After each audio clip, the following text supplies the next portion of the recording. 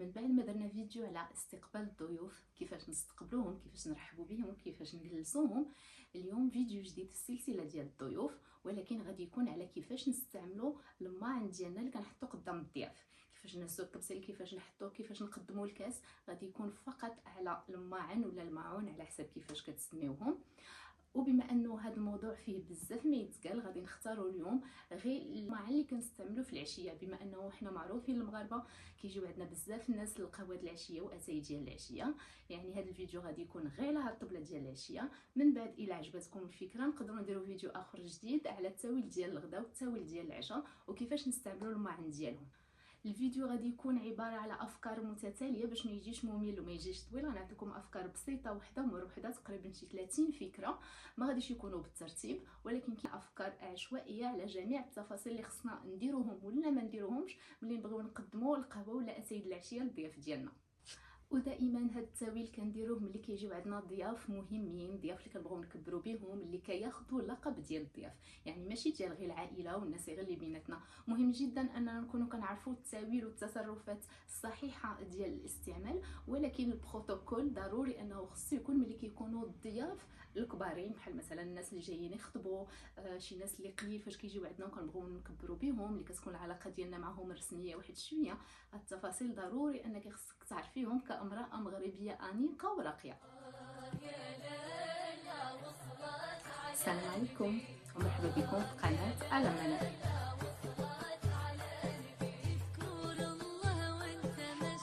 ملي تكوني كتنزلي الماكله فوق الطبله، جوج ديال النقاط ضروري انك تنتبهي عليهم. اول حاجه تنتبهي ان شعرك ما يكونش مطلوق، وملي تكوني كتنزلي الطباسل غادي تنزليهم وشعرك غادي يهبط مع الماكله. الشكل ديالك كيكون غير لائق وان الشعر ديالك نازل فوق الماكله. وحاجه واحده اخرى، ما تكونيش لابسه شي ديكولتي واسع ولا شي قميص ولا شي قفيطه، شي حاجه اللي عندها الكول، وملي غادي تنزلي غادي يبان الصدر ديالك. واخا يكونوا غير السيدات وما كاينينش الرجال، هذا المنظر كيكون غير لائق قدام الضياف.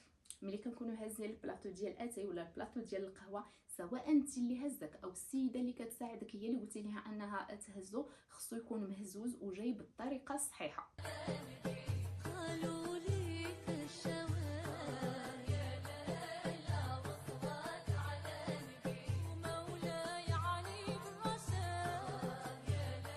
ملي كنبغيو ننزلوا الماكله قدام الضياف ديالنا في العشيه، عندها واحد الترتيب اللي ضروري اننا نحافظوا عليه. ما كنجيوش كلشي اللي قدمناه نبقاو نحطوه بطريقه عشوائيه، مره نجيبوا اتاي، مره نجيبوا الكيكه، مره نجيبوا المعالق، مره نجيبوا لا. حنا معروف علينا اننا حتى كيدخلوا الضياف حتى نبداو نقدموا لهم الكوتي ديال العشيه. داكشي باش خصنا نحترموا هذا الترتيب. اول حاجه، الا كنتي دايره العصير غتجيبي العصير هو الاول. ما كنتيش دايره العصير ودايره غير اتاي والقهوه ماشي مشكل، كتجيبي اول حاجه البلاطو، الصينيه ديال اتاي ضروري هي اللي غادي تهزي وغادي تحطيها في الطبيل على جنب. ثاني حاجه غادي تجيبي الصينيه البلاطو ديال القهوه، الحليب والقهوه غادي تحطيه. من بعد في الطباس اللي كيكونوا فوق الطبله الكبيره غادي تبداي بالحوايج المالحين، بحال مثلا فاش كنديروا الرغايف، كنديروا شي بريوات مالحين كيكونوا في الطباس الكبارين، هادو هما اللي كنحطوا اول حاجه في الطبله. من بعد كنقدروا نجيبوا الحلويات، الا كنتي مصاوبه شي كيكه شي طاخ كنجيبوها من بعد وكنحطوها. عاد المرحله اللي من بعد كنقدروا نجيبوا الحويجات الصغار اللي كنحطوهم في العشيه، مثلا الا كنتي دايره فخوماج، كنتي دايره زيتون، دايره بزاف ديال الحوايج في طبيصلات صغار، هما اللي كنجيبوا اخر حاجه. ومن بعد تقدري تنزلي التفاصيل الاخرى كلهم اللي عندك. الا بغيتي تجيبي لماس، فريشطات، معلقات، هادو اخر حاجه غادي تجي تحطيهم في الطبله ديالك. بعض المرات كيكونوا عندنا ماعن مزالين جداد وما كنخرجوهم حتى كيجيو عندنا بحال هاد الضياف اللي كنبغيو نكبروا بهم. ولكن الغلط انه بعض المرات تنخرجوا شي حاجه جديده وكنساو فيها الاتيكيت، سواء كتكون الاتيكيت كاينه من التحت ولا لاصقه في السيبور مثلا ديال شي براد ولا شي ترموس ديال القهوه. هذا غلط كبير، ضروري اننا ننتبهوا على الماعنات ديالنا ملي كيكونوا جداد، انه نحيدوا لهم جميع لي زيتيكات ديالهم وحشومه نقدموهم للضياف وهما مازالين فيهم. ملي تبغي تحطي المعلقات الصغار سواء ديال القهوه ولا ديال الحلويات، ضروري انك خصك تاكدي انهم محطوطين بالطريقه الصحيحه. يعني المعلقات خص الراس ديالهم يجي لتحت باش ملي غادي يبغي يهزهم الضيف ما غاديش يحط صبعانو فوق الراس ديال المعلقه ويوسخهم. خص هذا الراس يكون هو اللي كاين لتحت ويهزها من التحت ديالها.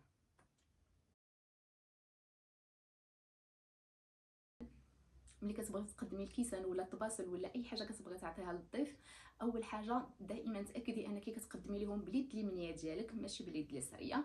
ثاني حاجه انك كتبداي بالسيده الكبيره اللي غادي تجي، مثلا الا كانوا الضياف اللي جايين يخطبوا تقدمي لحماتك، الا كانت واحد السيده اللي كبيره في العمر وبغيتي تكبري بها هي اللي غتقدمي لها هي الاولى. من بعد كتبداي من اليمين وكدوري على الطبله وعاد تعطي للناس اللي في اليسار. ما كنقدموش بطريقه عشوائيه ونبداو منين ما جاب الله، ضروري اننا نحترموا هذه القواعد. الا شي ضيف عنده الكاس ديال اتاي ولا لاطاس ديال القهوه مازال بغى يزيد واحد شويه وقدم ليك الكاس ديال اتاي ديالو، عمرك ما تخوي ليه سواء الحليب او اتاي وهو هازو. خصك حتى تعاودي تحطيه فوق الطبله، ممكن تاخديه من عنده تعاودي تحطيه فوق الطبله عاد تخوي ليه سواء الحليب او اتاي. عمرك ما تبقاي تخوي ليهم وهو هاز وانتم كتستعملوا يديكم بجوج فوق الطبله. الصينيه ديال اتاي ولا البلاطو ديال الحليب والقهوه ضروري ان الكيسان ولا ليطاس اللي غادي يكونوا فيه يكونوا كبر من العدد ديال الضيوف. يعني مثلا جايين عندك 5 ديال الناس، ما غاديش تحطي غير 5 ديال الناس ديال كيسان داتاي ولا 5 ديال ليطاس ديال القهوه، دائما غادي تحطي العدد يكون كثر. وهذا كيكون العكس ديال البلاطو ديال العصير ملي كتكوني جايباه ماشي مشكل انك تكوني جايباه العدد ديال الكيسان على العدد ديال الضيوف وغادي تعطيه لهم ويخوى البلاطو ماشي مشكل.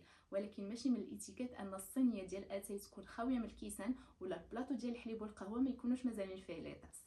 ملي كتكوني نزلتي الماكله فوق الطبله، وحنا تبارك الله معروف علينا الكرم كنوجدوا بزاف ديال الحوايج في الطبله ديال العشيه وكنعمروها بزاف، وبعض المرات كنساو ما كنخليوش واحد المساحه صغيره قدام الضيف ديالنا.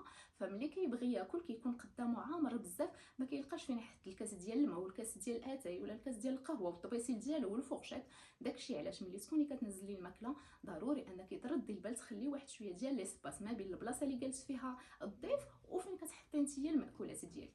الا كنتي بغيتي تمشي للكوزينه تجيبي شي حاجه جديده ما كانتش فوق الطبله، ولا الضيف ديالك طلب منك شي حاجه موس ولا كاس ولا اي حاجه واحده اخرى من الكوزينه، ضروري انك تجي هزها في بلاطو صغير.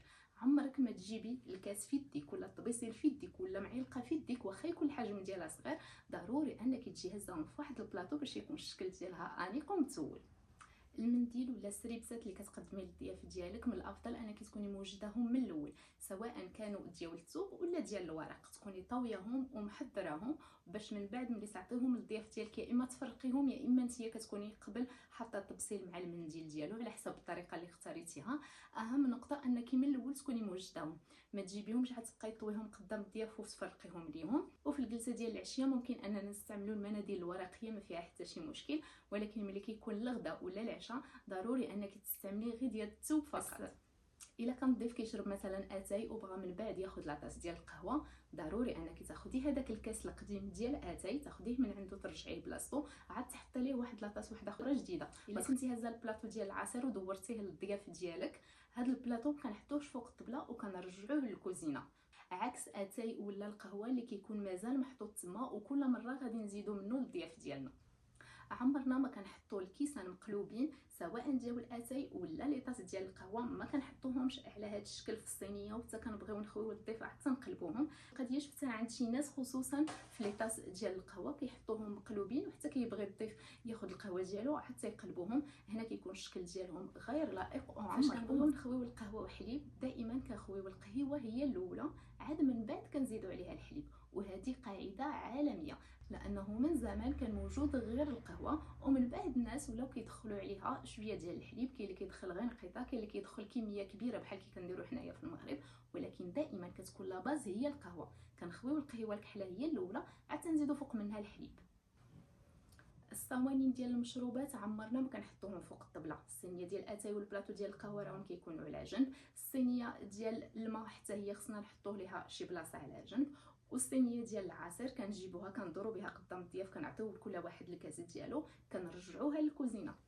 الشكل ديال الطبله مهم جدا، داكشي علاش ممنوع منعا باتا انك تفرشي فوق منه فراش ديال البلاستيك، ضروري انه يكون فيها ناب ديال الثوب زويونه ونقيه ومصلوحه، ما تكونش مكمشه، ما يكونوش فيها الطبايع. او الا عندك طبله زوينه، طبله الشكل ديالها بريزونطابل ديال الخشب منقوشه ولا ديال الدجاج ولا ديال الرخام، هذه ممكن تستعمليها للعشيه وتحطي فوق منها الكوتي ديال العشيه، ماشي مشكل انك ما ديريش لا ناب نهائيا. ولكن الا كان غدا ولا عشاء ضروري من لا ناب، واخا تكون ملي تعطي لاطاس ديال الحليب والقهوه ضروري انك تقدميه في في الطبيسيل ديالو، يعني تحطي لاطاس فوق الطبيسيل ديالها وتقدميهم للضيف. عمرك ما تحطي ليه الطبسيل بوحدو عاد تحطي فوق منه لاطاس ديال القهوه، ولا تشوفي الطبله عامره بزاف وتحطي ليه لاطاس ديال القهوه بلا ما تحطي ليه الطبيسيل ديالو. هذا خطا خصك تنتبهي عليه، وما تفرقيش ما بين لاطاس وسوطاس.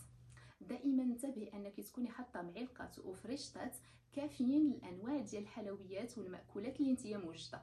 يعني ما تسنايش ان المعلقات اللي حطيتي للقهوه اللي يحركوا بهم السكر والقهوه هما اللي غادي ياكلوا بهم شي كاطو اخر. خلي كل حاجه عندها الاستعمال ديالها باش كيبان كلشي نقي وكلشي مرتب. الا كانوا وليدات صغار في هذه الضيافه ضروري انك تنتبهي تعطي لهم كويسات صغار، خصوصا ملي كيكون العصير، باش ما نعطيوهمش كاس كبير وغادي يستعملوه غادي يجيهم صعيب باش انهم يشدوه او انهم غادي يشربوه. دائما تبقاي تجيبي الكويسات الصغار هما اللي غادي تقدمي للوليدات الصغار اللي كيكونوا جاو مع الضيوف. الا جبتي البلاطو ديال الماء فيه قرعه ديال الماء الكويسات ديال الماء، عمرك ما تستعملي القرعه ديال البلاستيك. دائما تكون عندك قرعه ديال الدجاج هي اللي كنحطو قدام الضياف. وهذه ماشي غير في القرعه ديال الماء، حتى حاجه ديال البلاستيك ما خصك تكوني حاطاها قدام الضيافه الرسميين. كان هذا هو الفيديو ديال اليوم، سريع وبسيط وفيه بزاف ديال الافكار. كنتمنى انه يكونوا عجبوكم ولقيتوا فيهم شي افكار ولو بسيطه اللي كنتو يا اما ما كتعرفوهاش او كتستعملوها بطريقه واحده اخرى. عطوني الراي ديالكم في التعاليق، وإلا بغيتو نديروا التاويل ديال تقديم الماعن في الغداء ولا في العشاء نقدروا نديروهم، لانه هادو فيهم بزاف ما يتقال. شكرا على المتابعه، نتلاقى معكم في فيديو اخر جديد قريبا ان شاء الله. الى اللقاء.